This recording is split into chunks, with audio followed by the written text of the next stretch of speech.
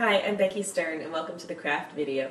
This week I want to show you some more metalsmithing techniques, including a bunch of different kinds of abrasives and making rivets with fire.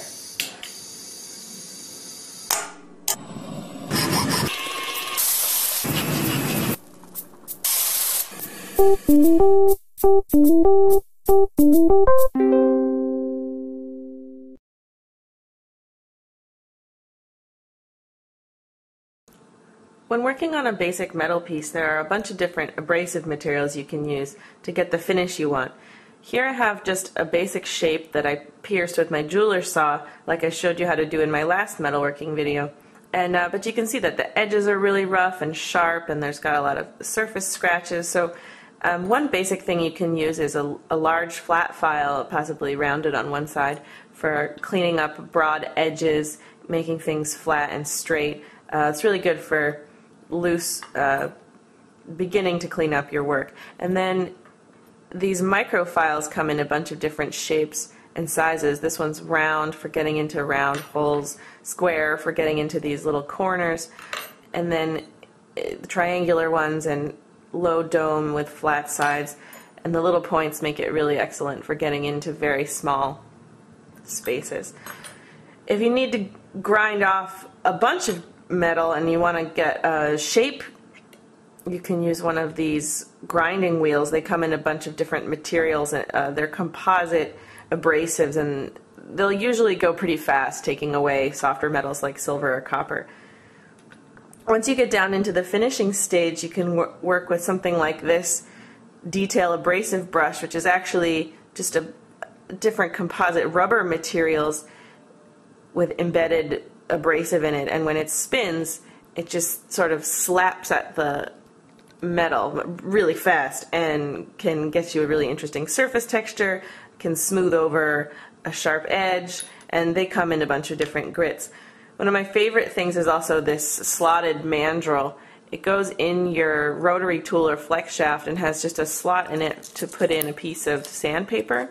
This is a wet dry sandpaper, and then when it spins, it does the same thing as the detail abrasive brush, but it's sanding, so you can get off a lot of grime or fire scale, or even just get a nice surface texture to your metal with this. And then when the sandpaper wears out, you can just replace it. You don't have to worry about replacing a whole head. And then here's a buffing material that you can, it's like a foamy fiber material that can, you dip it in this buffing compound, which will bring shine to your metal. So that's one of the last steps that you would do, is to shine up your metal with the buffing wheel.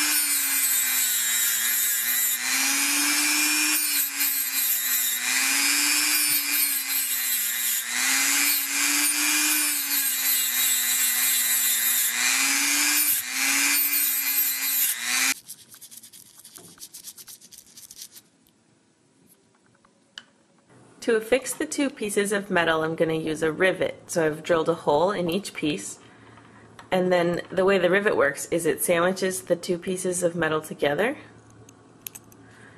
and then you hammer on one end to flatten it. So both ends are flared in order to hold the pieces together. This is called a ball head rivet that I'm about to make, and it's called that because it has a ball on the end. And I'm going to make it by holding my wire in my cross-locking tweezers and turning on my butane torch and holding it completely vertical.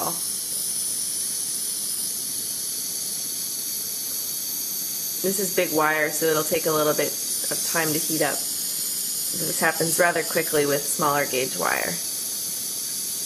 So the silver will turn red, and then it'll start to get glossy, and then the end will start to melt and it sticks to itself, so it turns into a ball. When you're happy with the size, you can remove the heat and quench your piece in some water.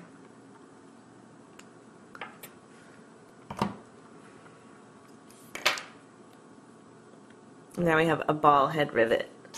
This is sterling wire, so it's got some fire scale on it, but I'm going for a little bit of oxidation texture to make the piece look a little more antique, but I'm still going to use some sandpaper to shine it up a little bit. You can measure how long it needs to be by doing a test fit.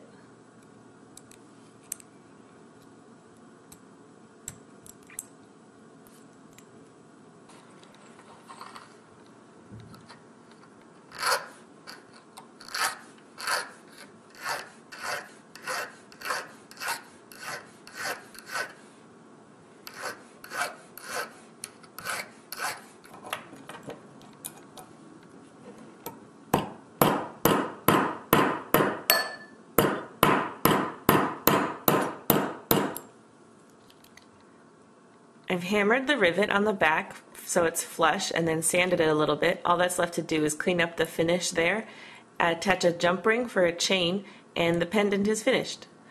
I hope you've enjoyed this week's craft video, and I'll see you next time.